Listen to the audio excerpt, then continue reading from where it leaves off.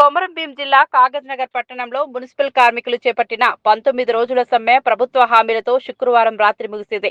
5 నెలలుగా జీతాలు అందకపోవడం, ESI, PF నిధులు జమ కాకపోవడంతో కార్మికులు ఆందోళనకు దిగారు. ఈ నేపథ్యంలో MLC Dande Vithal, sub collector Shraddha Shukla, municipal commissioner Rajender కార్మికులతో చర్చలు జరిపారు. చర్చల అనంతరం 2 కోట్ల నిధులు విడుదలయ్యాయని, 5 నెలల జీతాలు సోమవారం కార్మికుల ఖాతాల్లో జమ అవుతాయని అధికారులు హామీ ఇచ్చారు.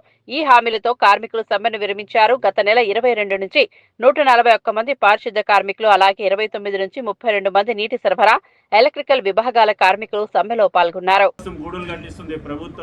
తప్పనిసరిగా అర్హులైన నిరుపేదలు మీలో ఉంటే మాత్రం మీలో అర్హులైన వారికి రాబోయే రోజుల్లో 50 ఇందిరమ్మ ఇళ్లు మంజూరు చేపిస్తాను. ఈ సందర్భంగా సంజీవే కాలనీలో ఉండేటోళ్ళు మనందరం కూడా నాకు చిన్నప్పటి నుంచి తెలిసిన వారే. అందుకోసం ప్రత్యేకంగా ఈ పట్టణవాసి వాడిని కాబట్టి మీ అందరూ ఆవేదనతోటి ముఖ్యమంత్రి గారు తీసుకువెళ్ళడం జరిగింది. రాబోయే రోజుల్లో తప్పనిసరిగా ఈ మున్సిపాలిటీని అభివృద్ధిగా పెంచుకుందాం.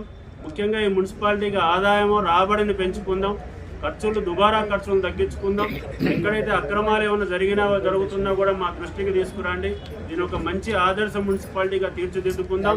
అదేవిధంగా రాబోయే కొద్ది రోజుల్లోనే పాలకవర్గం ఎన్నికలు అవుతాయి కాబట్టి ఎవరో వ్యాపారస్తుల్లో లేకపోతే దళారుల్లో కాకుండా ఒక మంచి ప్రజాసేవకును కూడా ఎన్నుకునే విధంగా మీరందరూ కూడా సహకరించాలని ఈ సందర్భంగా